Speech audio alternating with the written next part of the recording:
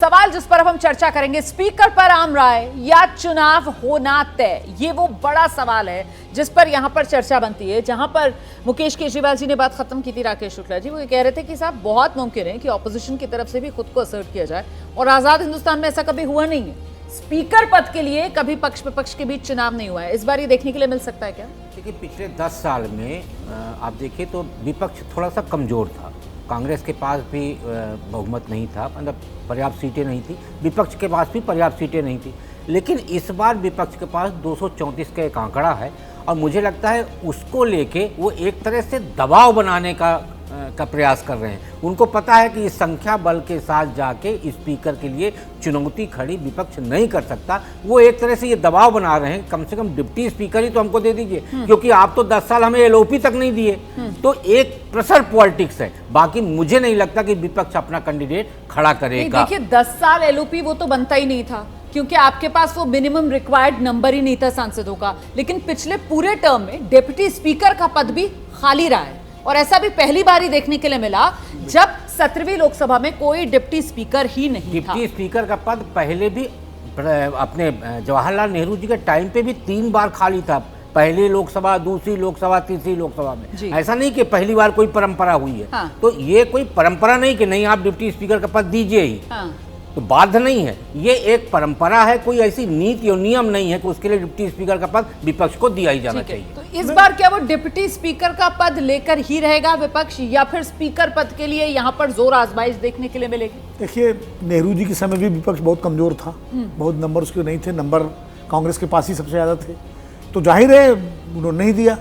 उसी तरह जैसे 2019 से लेकर के 24 तक विपक्ष बहुत कमज़ोर था, और मौजूदा जो सरकार, मोदी जी की सरकार थी, उसने नहीं दिया। तो ये जब सत्ता पक्ष के पास ज़बरदस्त बहुमत होता है तो सत्ता पक्ष विपक्ष की आवाज़ को अनदेखा कर देता है, वो चाहे कांग्रेस की सरकार रही हो, चाहे बीजेपी की सरकार रही हो। लेकिन जब सत्ता पक्ष की सरकार गठबंधन की होती है और विपक्ष मजबूत होता है, तब डिप्टी स्पीकर पद विपक्ष को मिला है। जैसे मनमोहन सिंह के समय अकाली दल के चटवाल साहब थे, फिर करिया मुंडा रहे उसके, या उस वक्त जब यूनाइटेड फ्रंट की सरकार थी, यूनाइटेड फ्रंट सरकार थी, 2014 में पहली बनी थी, उसमें भी थम्बी दुराई थे, लेकिन सहयोगी थे, वो एआईएडीएमके के वो सत्ता पक्ष के थे। तो अब इस बार पहली बार ऐसा हुआ है, मुझे लगता है आज़ादी के बाद, कि विपक्ष और सत्ता पक्ष बिल्कुल एक दूसरे के आमने सामने, जिसको कहते हैं ना कि तान करके खड़े हुए हैं। ठीक है, पहले भी हुआ है। हाँ। लेकिन इस बार काफी दिन बाद ये हुआ है, क्योंकि 10 साल से लगातार एक तरफा सरकार रही है, मतलब मामला बहुत बराबरी पर आ गया है, आप ये कह रहे हैं। ठीक है, देखिए, ये स्पीकर के पद पर मुझे अब भी नहीं लग रहा कि कोई चुनाव होने की संभावना है अपोजिशन की तरफ से, क्योंकि वो पहली बार एक स्ट्रांग अपोजिशन काफ़ी लंबे समय बाद बना है। वो पोस्चरिंग के लिए भी ये बात बना रहा है और प्रेशर के लिए भी, ताकि डिप्टी स्पीकर का पद मिल जाए। मैं थोड़ा सा फैक्चुअली करेक्ट कर दूँ कि आज़ादी के बाद से केवल पहली बार 17वीं लोकसभा में ऐसा हुआ कि डिप्टी स्पीकर नहीं था। पहली बार ऐसा शुक्ला जी कह रहे थे कि 3 बार ऐसा हुआ है। वो जवाहरलाल नेहरू जी के समय भी नहीं हुआ, केवल अपोजिशन नहीं, वो एलओपी का पद की बात आप कर रहे हैं। एलओपी जो है वो नहीं रहा था, पहली, दूसरी, तीसरी, पांचवी हमेशा ही रहा। और वो कांग्रेस का तब से कभी खाली नहीं। 17वीं लोकसभा में केवल ऐसा हुआ कि जब ये नहीं रखा गया। और अपोजिशन चाहेगा कि उनको ये पद मिल जाए, नहीं भी मिलेगा तो, क्योंकि वो समझ रहे हैं। और बीजेपी क्या चाह रही है, टीडीपी भी चाह रही है कि नेहरू जी के टाइम अपोजिशन का था, या नहीं, अपोजिशन का तो कोई हो ही नहीं रहा।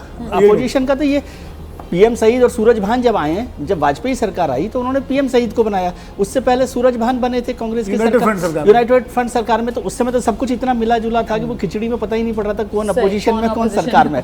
लेकिन वाजपेयी सरकार के वक्त में पहली बार ऐसा हुआ कि जब कांग्रेस की तरफ से पीएम सईद को डिप्टी स्पीकर बनाया गया, समझे, अपोजिशन की तरफ से। और उसके बाद काफी समय तक ये चलता रहा कि परंपरा की तरह से उसको कन्वेंशन की तरफ से।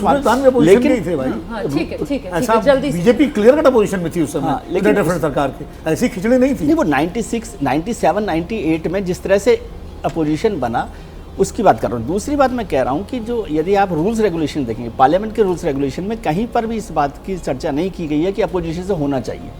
आर्टिकल 93 जो डिप्टी स्पीकर जो बनाता है, उसमें इस बात की चर्चा नहीं की गई। उसने कहा कि संवैधानिक व्यवस्था है। 2014 में थम्बी दुराई को बना दिया गया था, वो एआईएडीएमके और सहयोगी के थे। मुकेश केजरीवाल जी, बिल्कुल, देखिए, मुझे ये बात स्पष्ट लगती है कि जब से डिप्टी स्पीकर का पहली बार बने हैं, उसके बाद से कभी ये खाली नहीं रखा गया।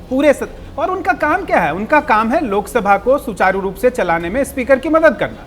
तो आखिर ये जो सदन को चलाने का काम है, ये विपक्ष के को साथ लेके ही होगा। विपक्ष अब इतनी मजबूत स्थिति में है, डिप्टी स्पीकर के पास कोई और बहुत बड़ा अधिकार होता नहीं है सदन को चलाने में। बिल्कुल, तो देखना दिलचस्प होगा कि स्पीकर पर आम सहमति बनेगी क्या एनडीए के भीतर, और देखना दिलचस्प होगा कि इस बार डिप्टी स्पीकर नियुक्त होगा क्या, और अगर होगा तो फिर सत्ता पक्ष अपने ही किसी सहयोगी को या फिर विपक्ष की तरफ से कोई चेहरा होगा जिसे ये जिम्मेदारी दी जाएगी। जैसे ही घड़ी का काटा दोपहर 2:30 पे आए, बबीता जी का दिल सास बहू साजिश के लिए मचल जाए।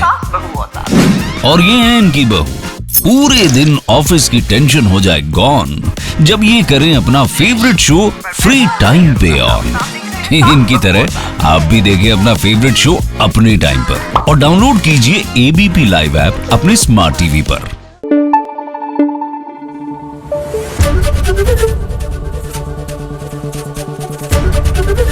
एबीपी न्यूज आपको रखे आगे।